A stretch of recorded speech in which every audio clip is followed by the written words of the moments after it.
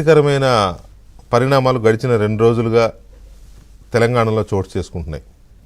అయితే ఈ 2 పరిణామాలు ఏపీలో అధికారంలో ఉన్న తెలుగుదేశం పార్టీకి సంబంధించిన అంశాలు. ఒక రకంగా తెలంగాణలో రాజకీయ ఉనికిని కాపాడుకుంటూ ఏపీలో అధికారంలో ఉన్న తెలుగుదేశం పార్టీని తెలంగాణలో అధికారంలో ఉన్న కాంగ్రెస్ పార్టీ నాయకులు కెలుకుతున్నారు, కావాలని గోకుతున్నట్టు కనపడుతోంది. ఎందుకు, వాళ్ళ స్ట్రాటజీ ఏంటి, లేకపోతే యథాలాపంగా వస్తున్న కామెంట్ల, లేక వాళ్ళని వాళ్ళ స్కిన్ని వాళ్ళ ప్రభుత్వం యొక్క స్కిన్ని సేవ్ చేసుకోవడం కోసం తెలుగుదేశం పార్టీ మీదకి ఈ అటాక్ని మళ్లించారా, లేక ఇక్కడ బీఆర్ఎస్ చేస్తున్న బీజేపీ చేస్తున్న ప్రచారాల నుంచి తమను తాము ప్రొటెక్ట్ చేసుకోవడం కోసం ఆంధ్రప్రదేశ్ ప్రభుత్వాన్ని లేకపోతే ఏపీలో జరుగుతున్న పరిణామాలని ఇంకా ఇతరత్ర రాజకీయంగా వీళ్ళని టార్గెట్ చేసుకుంటూ తమను తాము సేవ్ చేసుకునే ప్రయత్నం చేస్తున్నారా అనేది కొంత ఇంట్రెస్టింగ్ వ్యవహారమే. ఎందుకు అంటే అమరావతిలో వరదలు వచ్చాయని మంత్రి పొంగులేటి శ్రీనివాసరెడ్డి అన్నారు. మనం చూసాం కదా, విజయవాడ వరదలు వచ్చి ఎంత అతలాకుతలమైందో తెలిసింది. బట్ విజయవాడకి అమరావతికి మరి ఆయనకి పెద్దగా తేడా తెలియదని కాదు, కానీ మరి ఓవర్లుక్లో అన్నారా లేకపోతే వచ్చాయని వైసీపీ బాగా ప్రచారం చేసింది, అమరావతి మునిగిపోయింది. నిజానికి అమరావతిలో వరదలు రాలేదు. మరి ఆ ప్రచారాన్ని నమ్మి పొంగులేటి శ్రీనివాసరెడ్డి గారు అమరావతిలో వరదలు వచ్చినాయి అన్నారా? పైగా ఇది అసెంబ్లీ సమావేశాలు జరుగుతున్నా కానీ మొన్న ఎందుకు అన్నారు అనేది కొంత ఇంట్రెస్టింగ్ పాయింట్. ఆయన ఏమంటారంటే అమరావతిలో వరదలు వచ్చేసరికి మొత్తం పెట్టుబడిదారులు లేకపోతే పెద్ద పెద్ద కంపెనీలు, ఇన్వెస్టర్లు, కన్స్ట్రక్షన్ కంపెనీలు కూడా, రియల్ ఎస్టేట్ కంపెనీలు కూడా అమరావతి వెళ్ళడానికి భయపడుతున్నాయి. మొత్తం మళ్ళీ ఇటు వచ్చేస్తున్నారు, హైదరాబాద్కి వచ్చేస్తున్నారు, కొంతమంది బెంగళూరు వెళ్తున్నారు తప్ప అమరావతికి వెళ్ళట్లేదు ఎవరు. ఇప్పుడు అక్కడ పూర్తిగా ఆగిపోయింది, డెవలప్మెంట్ ఆగిపోయింది, లేకపోతే పెట్టుబడులు ఆగిపోయినాయి అనేది ఆయన వెర్షన్. ఎందుకు ఆ వెర్షన్ తీసుకున్నారు అనేది ఇంట్రెస్టింగ్ పాయింట్. ఒకటి వాస్తవం, కాంగ్రెస్ పార్టీ అధికారంలోకి వచ్చిన తర్వాత తెలంగాణలో రేవంత్ రెడ్డి గారు ముఖ్యమంత్రి అయిన తర్వాత గడిచిన ఏడాది కాలంలో రియల్ ఎస్టేట్ భూమి ఒక్కసారిగా పడిపోయింది, అసలు ఒక రకంగా ఆగిపోయింది రియల్ ఎస్టేట్ అనేది గట్టి ప్రచారం ఉంది, కొంతమేరకు వాస్తవం కూడా. అది కారణాలు చాలా ఉన్నాయి దానికి. అసలు కొంతమంది మిడిల్ అంటే లోయర్ రేంజ్ తర్వాత ఒక మోస్తరు రియల్ ఎస్టేట్ కంపెనీలు అయితే ఆల్మోస్ట్ కార్యకలాపాలు స్తంభించిపోయినాయి. చోటామోటా రియల్టర్లు రేపమాపో ఈ గవర్నమెంట్ కనుక వెంటనే వాళ్ళ ఫైల్ క్లియర్ చేయకపోతే సూసైడ్కి వెళ్ళే ప్రమాదం అయితే ఉంది, అదైతే clear. It is open secret, ఇది అందరికీ తెలుసు, కాంగ్రెస్ వాళ్ళకి తెలుసు, మిగతా వాళ్ళకి తెలుసు, ఆ రియల్ ఎస్టేట్ కంపెనీలకి తెలుసు.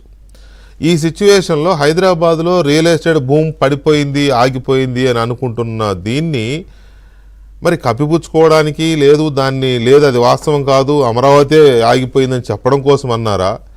అసలు అమరావతిని ఎందుకు కోట్ చేశారు పొంగులేటి శ్రీనివాసరెడ్డి గారు? లేక టీడీపీ ఏమైనా ఎన్డీఏ పార్టీ కాబట్టి బీజేపీ ఎంతో టీడీపీ అంతే బీఆర్ఎస్ అంతే అని ఆ టార్గెట్ చేసి పొలిటికల్గా మాకు టీడీపీ కూడా అదే టార్గెట్ అని చెప్పడం కోసం అన్నారా? తెలియదు. బట్ అమరావతిని టార్గెట్ చేశారు. అది నిజమేనా? హైదరాబాద్కి అమరావతికి పోల్చుతూ ఆయన అన్న మాటల్ని టీడీపీ ఎలా రిసీవ్ చేసుకుంటోంది? ఏపీ టీడీపీ కావచ్చు, తెలంగాణ టీడీపీ కావచ్చు. ఎందుకు అని అంటే తెలంగాణ టీడీపీ, అవును ఏపీలో అమరావతి గురించి అంటే తెలంగాణ టీడీపీ ఎందుకు రియాక్ట్ కావాలనడానికి ఇక్కడ ఇంకొక పాయింట్ వచ్చింది. కోమటిరెడ్డి రాజగోపాల్ రెడ్డి గారు ఎమ్మెల్యే గారు నిన్న ఇంకో మాట అన్నారు, ఆయన ఒక మాట అన్నారు. కొత్త సెక్రటేరియట్ కట్టాం కదా, అసెంబ్లీ కూడా దాని పక్కనే కట్టేస్తే ఎన్టీఆర్ ఘాట్ ఉంది కదా, ఎన్టీఆర్ ఘాట్ అనేది టీడీపీ వాళ్ళకే కాదు అన్ని పార్టీల్లో ఉన్న టీడీపీ మాజీలకు అందరికీ, ఇంక్లూడింగ్ కేసీఆర్ గారు, ఆయన కూడా అక్కడి నుంచి వచ్చిన వాడే కదా.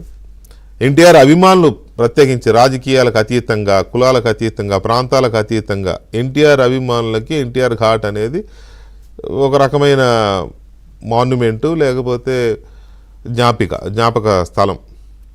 ఎన్టీఆర్ ఘాట్ని తీసేసి అక్కడ అసెంబ్లీ కట్టాలి అనే ఆలోచన ఆయన యథాలాపంగా అన్నాడా లేకపోతే ఇంకో రకంగా జరిగిందా? ఇవాళైతే మా వాళ్ళు అడిగితే నేను అట్లా అనలేదు, అసెంబ్లీ కూడా అక్కడ గడితే బాగుంటుందని అంటే అక్కడ ఖాళీగా ఉన్నది అదే కాబట్టి నేను దాన్నే అన్నాను అనుకొని కొంతమంది మీడియా వాళ్ళు వక్రీకరించారని ఆయన అన్నట్టుగా మా ప్రతినిధి చెప్తున్నారు. కానీ మీడియా అంతా నిన్న ఆయన అన్న మాటల ప్రకారం ఎన్టీఆర్ ఘాట్ని ఆయన తీసేసి అక్కడ కట్టాలి అని.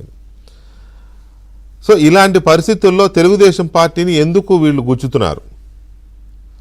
తెలుగుదేశం పార్టీని అంత వెంటబడి వరుసగా 2 రోజులు ఇంత పెద్ద పెద్ద కామెంట్లు రావడం వెనుక ఉద్దేశం ఏంటి?